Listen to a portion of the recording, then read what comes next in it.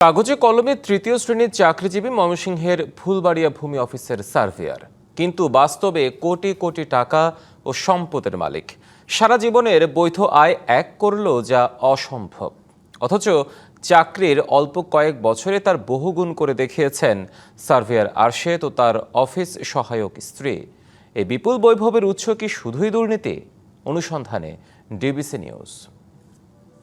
আপনার এই পরিমাণ সম্পত্তিটা কিভাবে হলো? না, আমার তো বৈধ সব কিছু। ইনকাম ট্যাক্স আছে? চাকরি করে তো নিয়ে পয়সা খায়। যেটা ভালো লাগছে এখন তো মনে হয় যে সেটাই কিনছে আর কি।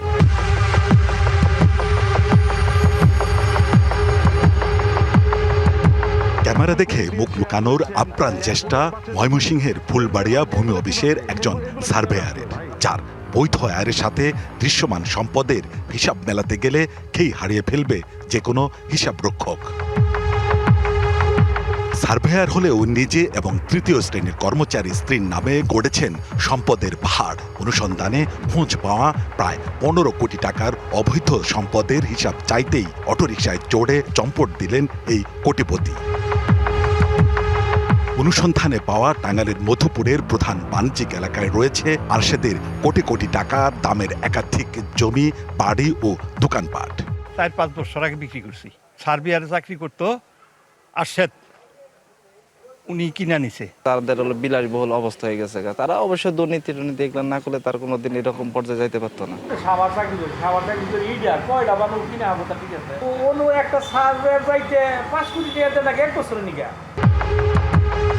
মধুপুরে শেষ নয়, এমন সম্পদ বিস্তৃত খোদ রাজধানীতেও। শাহজালাল আন্তর্জাতিক বিমানবন্দর সংলগ্ন কোটি কোটি টাকার জমি এবং গুলশানের মতো অভিজাত এলাকায় রয়েছে তার জমির বড় শেয়ার।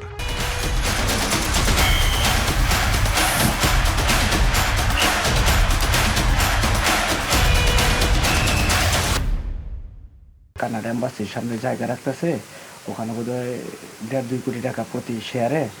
তা আপনি কিছু জানেন? আমি না বাবা, আমি কিছু জানি না। আমাদের জামাইকে তো রাখতে বলছে, তা আমাদের ওইভাবে টাকা নেই, আমরা এখানে পরে আগাই নেই। শুরুতে রাজধানী ও তার আশেপাশের ভূমি অফিসে 14তম গ্রেডে চাকরি করা 24,680 টাকা বেতনের এই সার্ভেয়ারের কাজ ভূমি পরিমাপ, নকশা প্রস্তুত ও যাচাই, রেকর্ড সংশোধন এবং প্রতিবেদন দেয়া। স্ত্রী একই গ্রেডে মধুপুর উপজেলা নির্বাহী কার্যালয়ের অফিস সহকারী। কিভাবে? পোশাক বা অবয়বে নেই জাঁকজমকের ছাপ। এই সাদামাটা ইমেজের আড়ালেই ঢাকা পড়ে আছে পাহাড় সম বৈভব। সম্পদের উৎস জানতে মুখোমুখি গ্রামের বাড়ি, আপন ভাই ও শ্বশুর বাড়িতে। সবাই জানালেন আরশেদের বাবা ছিলেন অত্যন্ত দরিদ্র। আমরা যে জমি পাইছি, এই জমি দিয়ে আসলে তো চলাই কঠিন। ও কিভাবে করলো বা কিভাবে, এটা তো আসলে ওর ব্যক্তিগত বিষয়, আমরা জানি না। বন্ধু বান্ধব মিলে ঢাকার জায়গা রাখছে, কিন্তু কোন জায়গায় কতটুকু জায়গা এগুলো জানি না। সংসারের যে আয় তাতে তো সম্ভব না, 5-10 কোটি এরকম তো সম্ভব না। পারিবারিক সূত্র যখন বৈধ আয়ের দাবি নাকচ করছে, তখন একাধিকবার চেষ্টায় আরশেদ ও স্ত্রীর মুখোমুখি ডিবিসি নিউজ। কোথায় থেকে পাইলেন এত টাকা? কিভাবে? সব অস্বীকার করলেও জবাব এড়াতে রীতিমতো চম্পট দেন এই কোটিপতি সার্ভেয়ার। স্ত্রীর দাবি সব হিসাব আছে সরকারি নথিতে। দোকান ওই যে ভাড়া দিছি আল্লাহবাড়ি, ওটাতে আপনারা গেছেন, ওটাও গেছেন, এখানেও দেখে আসছেন, এখানেও জানেন, সবই তো আপনারা জানেন। কত টাকা সম্পত্তি আমরা কিনছি, যে কীভাবে হবে, বেতন টাকা তো জমাইতে হবে, আর কীভাবে হবে।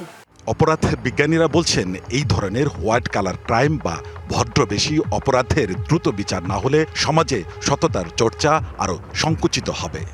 এই ধরনের অপরাধ লার্জলি আনডিটেক্টেড থেকে যায়, এবং যদি এটা ক্রিমিনাল জাস্টিস সিস্টেমে যাই সেটা বেশিরভাগ ক্ষেত্রেই বিচার হয় না।